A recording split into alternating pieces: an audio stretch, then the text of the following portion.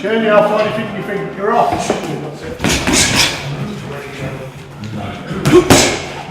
Shane. Shane, put on some. Cheers. Going here, VIPtv, down at Karl Ince's place. With Rick got in, and his coach, Karl Ince.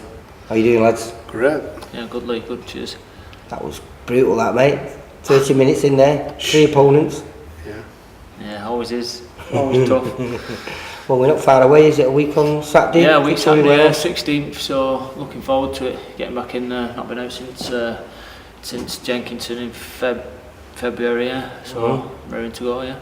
Well, I've been watching little clips on there. You're looking smooth, mate. Really smooth. Yeah, it's starting to come together a bit. Been doing quite a bit of sparring this time for it. A lot of rounds, got quite a lot of rounds out, so 30 minutes today, it's like a grind, but fitness is there, so I'm good. Well, Karl keeps telling me he reckons 2 fights and you're ready for anything. Yeah, that's the plan. So get this one. I mean, we've got Cunningham in September time. So is that set in stone, that one? Well, that's what we're looking at. Yeah, that's what Steve said. Is he the middle area champion? Is he? I think so. Yeah, I think he's got a fight.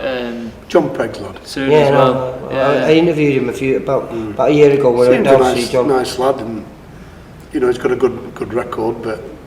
I think he's had 18 when he won 17. He lost against Tom Duran for in his fighter. That's his only loss, but southpaw as well. So got to do a lot of southpaw sparring. So I can't wait for that. Well, we were talking before. Your name got dragged up into the Liam Williams and Gary Cochran debate, wasn't it? You know. Yeah, I mean even looking at the winner of that, it'd be ideal as well. Yeah. Obviously, I want that British title shot. That's the. Well, Liam Williams has got that, hasn't he?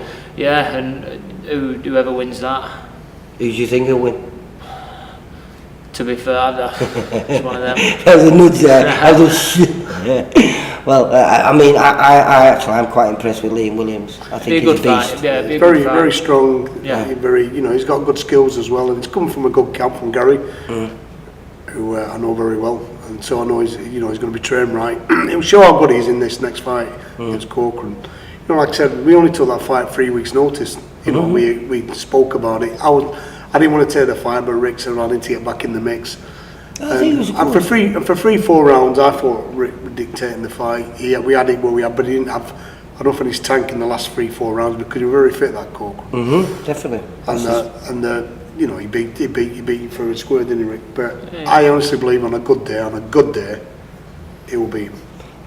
You know, I'm beginning to believe as well, mate. I watch you, and obviously, I would have.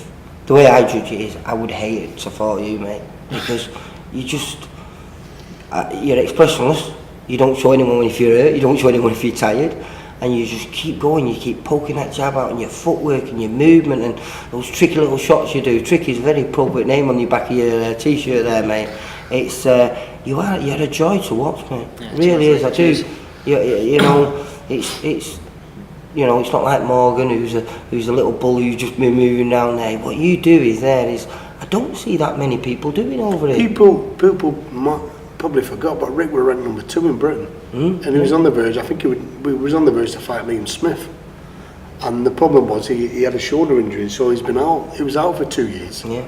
And plus, you had that terrible decision over in Germany as well, didn't you? Oh, that was it. Yeah, but that. We won the fight. It was 9 rounds to 1 round, but we still got a draw. You know, he boxed up. That was the best he's performed that night. He boxed an ex-European champion, world contender. And we thought we'd coming back and taking that fight with Corcoran that we'd underestimate him really how fit he was. Yeah, but like I say, you know, it's you have to take those little risks every now and then. Yeah, it's not done as well. And I think it put it right in your mind, because when I spoke to you afterwards, you said, yes, I've still, you know, I know. You felt inside that there was definitely more left to give. I know he's fighting obviously for the British title, and I know I'm at that level. I personally believe that I'm better than him. Full training camp, I beat him, so that makes me the inline contender for the British title to fight for it. And so, we don't know you're fighting, but this is going to be just a 6-rounder at Victoria Warehouse. Yeah, just obviously like a tick over for for September. And what's that going to be with Craig Cunningham? What's that going to be for? The final eliminator for the British. Right. So this is it. That's what gives you the drive now, then, isn't it? Course, Someone's put some dangling a nice big carrot in front of you. Yeah. Get this one out of the way. Focus on that. Hopefully, perform well on that night, September, and then look at getting the shot. British, what we all obviously wait for. Listen, Rick, Karl's always been singing your praises ever since I've been coming down here. What, two years now, knowing you, and he's always been saying Rick, and I must admit you've been putting some little clips on there. And it's a joy to watch. Man. He's a 12-round fighter, Richard. He's not, you can tell the way he boxes. He thinks he's a great counter puncher. Like I said, he for his style of fighting, he just needs to be in the gym and a bit more active. Yeah. That's why you're taking this 6 rounds, to make sure there's no excuses for September. Yeah, because that's the worst thing, obviously, with inactivity. The hard way, inactivity, even that fight.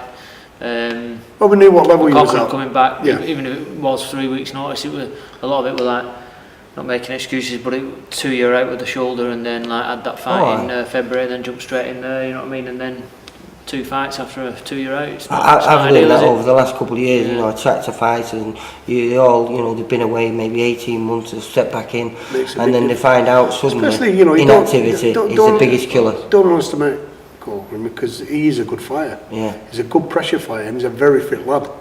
I'm very surprised how fit he was, and he kept going. Not for the first 6 rounds, he kept going all, for 10 rounds. Yeah. And it's proved now, like he's at that position now, fighting for the British title. Yeah, but there's some of those little clips that's got me excited that they shown that, I think, was it on Box Nation, was it? And they put some beautiful little clips of the movement in there where you were spinning off from him, and I was like, and I knew if you had a full 12, 10 week camp for that, it could have been a different story. Yeah, it would have been a different story. Yeah, of course, yeah. That's what I believe anyway. Right? Well, I believe that as well. Well, I'm tough because I didn't know what was happening. You said something was on the, in coming up in the future, but should have told him. No. But the surprise package is back. Definitely, Ricky got him back. So when's that in September then? We don't know. It could be date yet, so could be late September, early October. Right. So that's it. You'll keep him busy then. Straight after this fight, a few days off, and then keep back in here. Straight back on the grind. Just keep fit, and hopefully, obviously, no injuries. Everything goes well, and then straight back in there. Right. Well, lads, I'll see you on the 16th.